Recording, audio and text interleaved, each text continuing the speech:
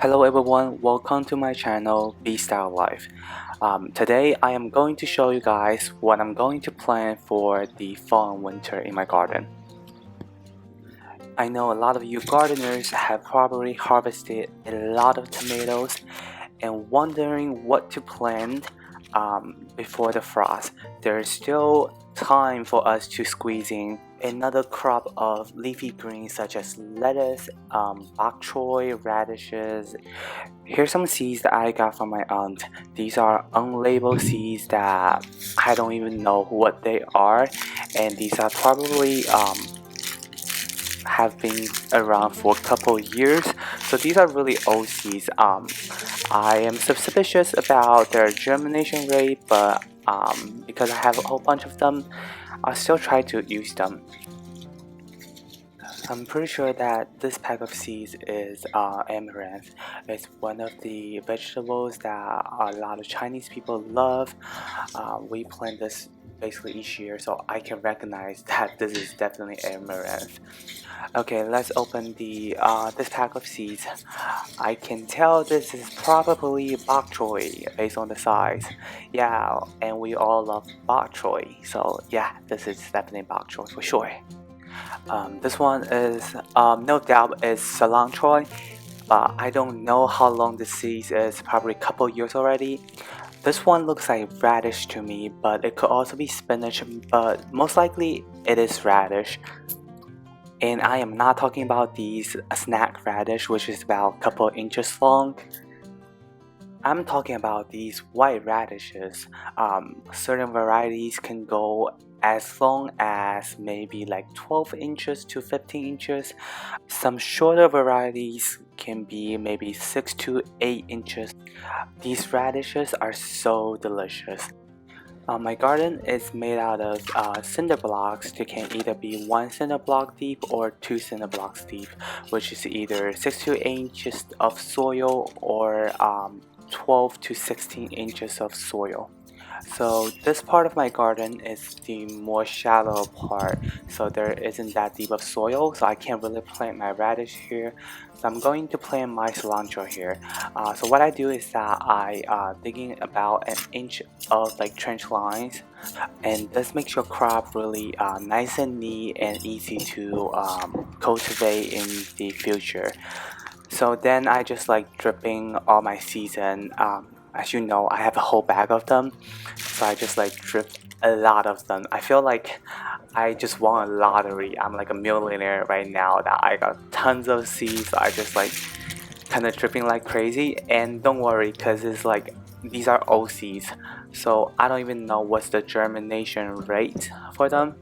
So it's better to put more seeds in and then thin out the seedlings if needed, so because you don't know what's their germination rate, you just can't tell. So yeah, it's better to put in more seeds in this case, and then you just lightly cover them with soil. Cilantro is one of the plants that has long germination time because it has a really hard shell to break through. If this isn't the case that your cilantro is having problem germinating, you can either soak it in the water overnight, or you can break these seeds into half, because that each seed actually has 2 seedlings in it. It will sprout into 2 plants, and then you just spray water like usual. And this part of the garden has more soil, so it's better to plant my radishes here. Just like the cilantro, I'm going to dig in probably about an inch deep of trenches, like these lines. And you guys know the drill. I am going to put these radishes seeds in it. Well, supposedly they should be the radishes seeds, but since there's no label on it, I cannot guarantee that they are indeed truly the radishes.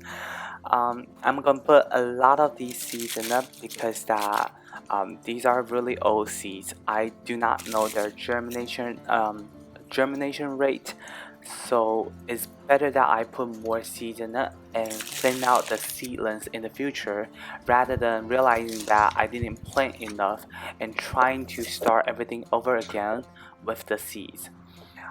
And you can also harvest all these radishes when they are young as a leafy green. And then I'm just going to lightly cover them up with soil, just like the cilantro. I definitely recommend people to plant radishes in these little lines because it helps everything to stay organized. You know, when something grows up and that's weed, you can tell right away. And also when you're trying to harvest them, it just makes everything so much easier when you try to harvest them. It's easier to thin out the seedlings, it's easier to just pull out your radishes. Yeah, just and they're actually having like couple inches of spaces in between so these radishes can expand. Yeah, definitely grow in this fashion. And then you just lightly mist the soil with water. Now let's take a look at the bokchoy that I planted last week. You can see that there's a spot without seedlings. That's because the cats has messing around with the soil and play around in it. And I definitely do have evidence. Let me show you guys this. Okay, so this is one of the stray cat in this block, and she just basically just lay around on my raised bed.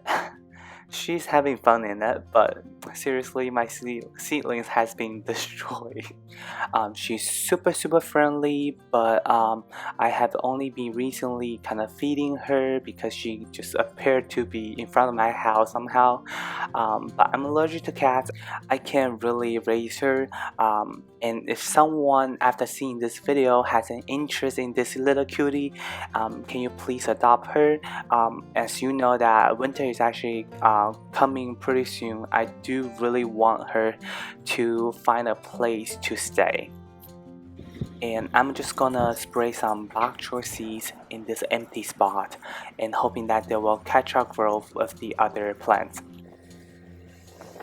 And let's grow the amaranth right now. I'm having pillbugs problem, the roly-poly problem. They've been really just kind of eating all my amaranth plants. So I doubt that if I plant in the raised bed, these plants will survive under these pillbugs. So I'm just gonna spray them in this container. And unfortunately, I don't really have that much soil.